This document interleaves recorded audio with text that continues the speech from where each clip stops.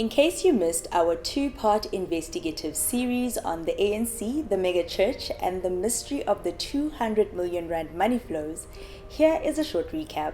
My name is Eswatini and I am a reporter at the Amabongane Center for Investigative Journalism. What are the Swazi leaks? Swazi Secrets is a cross-border investigation based on leaked documents from Eswatini's Financial Intelligence Unit. Financial intelligence units are the watchdogs of the financial world. Their main job is to detect and combat money laundering and illicit financial flows. They do this by gathering, analyzing, and reporting any suspicious transactions that take place through the financial system. The leaked documents were shared with Amabongane by the International Consortium of Investigative Journalists, who coordinated 38 journalists in newsrooms across 11 countries to work on the Swazi Secrets project. The Swazi Secrets leak consisted of 890,000 documents, which is the largest of its kind from a financial intelligence unit in an African country. Journalists were provided with a rare insight into how prominent individuals, some with connections to the king of Eswatini, abused the kingdom's weak anti-money laundering controls.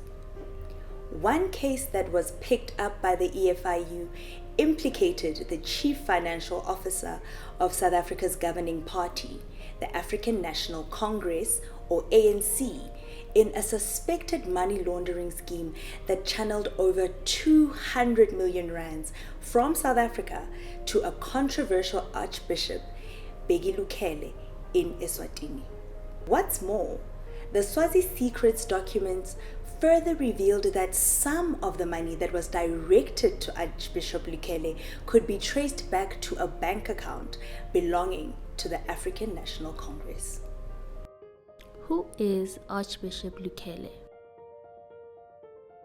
Archbishop Lukhele is the founder of All Nations Christian Church in Zion, whose headquarters are in Eswatini. Our investigation shows that the money transferred from South Africa through this suspected money laundering network was mainly deposited into Lukhele's personal accounts and his church account. The leaked files show that investigators at the EFIU really started to pay attention to Lukhele from 2017, which is the same period where the money flows in his accounts started to pick up. How did the money move? The EFIU, using reports from Eswatini's First National Bank and Nedbank, as well as its counterpart in South Africa, the Financial Intelligence Center, was able to determine that the unexplained money going to Lukhele mainly came from a cluster of suspected front companies registered in South Africa. Documents show that the officials suspected that the main purpose of these companies was to move money to Lukhele, because apart from facilitating the transfer of money to Eswatini, there was very little to no other significant activity in the bank accounts belonging to these companies. The first breakthrough happened in 2019. The EFIU received a report from FNB which not only traced the origins of the money flows going to Lukhele, but also explained the attempts that were made to disguise this trail. Significantly, FNB found that some of the money deposited to Lukhele had actually come from an account belonging to the ANC. What is important is that all the parties in the scheme, at least until 2020, used FNB accounts. And this would have made it easy for the bank to see how money moved from each FNB account from source until its final destination. In 2017, FNB said some of these suspected front companies deposited just under 40 million rands to Lukhele's personal account. However, in 2018, the money flows mainly came from an account belonging to Eswatini's current ambassador to Belgium, Sibusisiwe Mngomezulu. FNB said it found some of the payments made to Mngomezulu in the ANC's account, And according to the bank's report, the transactions in the ANC's account were made to look like they were going to different companies when they were actually going to Mngomezulu. Mngomezulu would then deposit this money to the All Nations Church account. In 2018, Mngomezulu, through his account, facilitated the movement of just under 39 million rands to All Nations. How are the parties linked? Our investigation revealed that Mngomezulu is close friends with the ANC CFO, Bongani Mahlalela. He was also an executive of the ANC's investment firm, Chancellor House Holdings, and is the brother-in-law to Eswatini's King Mswati III.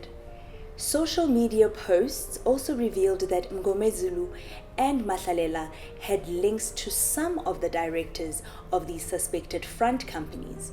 One of these relationships went as far back as 2015. Is this money laundering?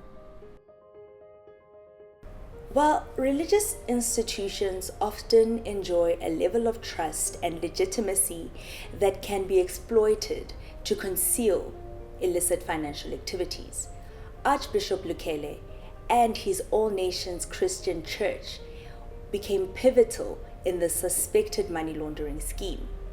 It appears that Lukhele's church was used as a conduit to launder money, leveraging its perceived sanctity and its cash-heavy operations to obscure the money trail. The church's charitable activities and the numerous transactions that it normally saw created an ideal cover for moving large sums of money without any immediate suspicion, and Archbishop Lukhele also ran other cash-intensive businesses.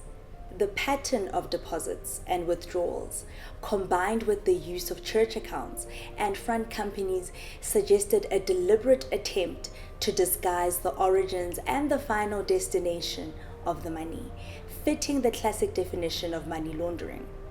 You can read the detail about this two-part investigation on amapungane.org.